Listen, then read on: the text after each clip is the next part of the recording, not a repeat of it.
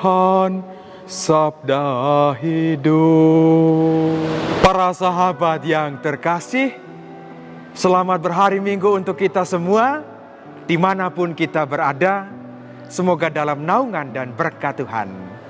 Di hari Minggu ini, kembali lagi sabda hidup menyapa hati kita semua yang diambil dari bacaan singkat Injil Matius bab 13 ayat 24 sampai 30. Sekali peristiwa, Yesus membentangkan suatu perumpamaan kepada orang banyak.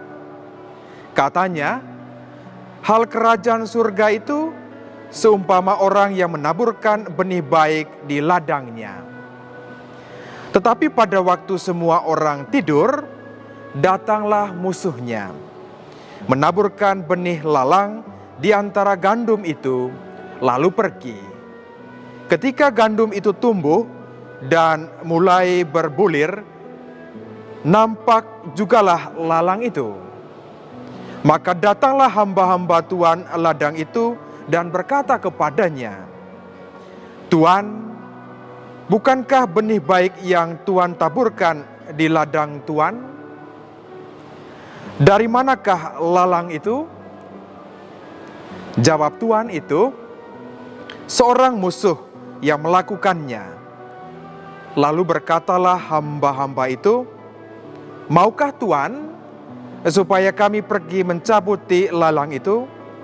Tetapi ia berkata, "Jangan, sebab mungkin gandum itu ikut tercabut pada waktu kamu mencabuti lalangnya. Biarkanlah keduanya tumbuh bersama sampai waktu menuai tiba. Pada waktu itu, aku akan berkata kepada para penuai, kumpulkanlah dahulu lalang itu dan ikatlah berberkas-berkas untuk dibakar. Kemudian kumpulkanlah gandumnya ke dalam lumbungku." Para sahabat yang terkasih, seseorang mengatakan demikian, "Jika hatimu merindukan pelangi, siap sedialah menghadapi hujan."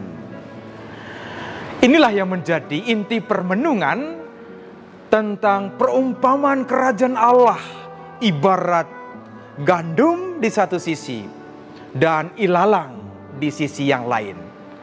Nah, ada dua warga di sini, warga gandum dengan warga ilalang.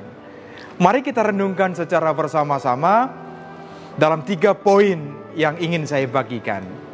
Poin yang pertama, warga gandum. Warga yang menebarkan kebaikan di tengah gangguan warga ilalang ini.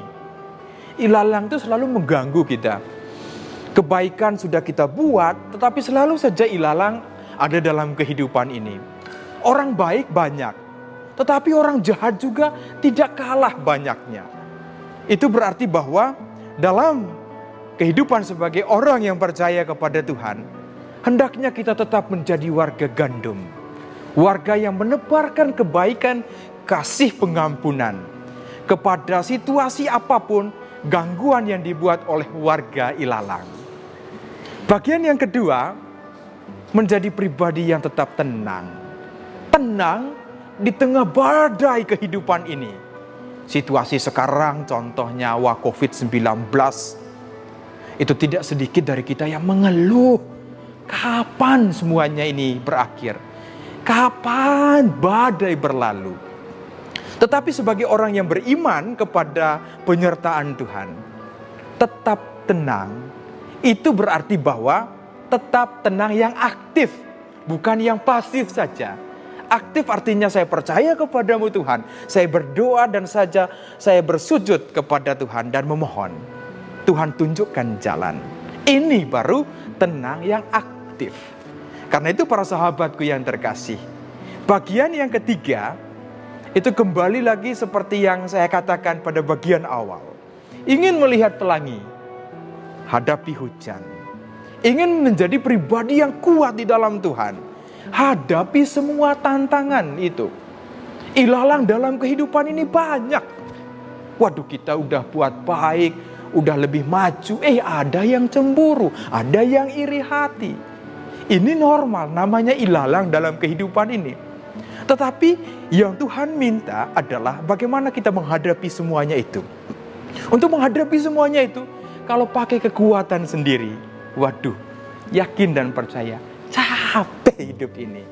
Tetapi ketika ada Tuhan di dalam, Tuhan menjadi sentral dalam kehidupan kita, atau menjadi akar dari gandum kehidupan kita, maka kemudian itu menjadi pribadi yang kuat, cobaan apapun, tantangan apapun. Karena itu, mari di hari Minggu ini para sahabatku yang terkasih, ilalang itu ada di mana-mana dalam kehidupan kita, yang mengganggu kenyamanan, yang mengganggu kehidupan kita setiap hari. Tetapi yakin dan percaya, kita dikuatkan itu bukan karena kita, tetapi akar dari semuanya itu adalah Kristus sendiri. Berpegang teguhlah pada Kristus, serahkan semua beban kita dalam Tuhan. Tetaplah melangkah. Semoga Tuhan Yesus memberkati. Bunda Maria merestui. Amin.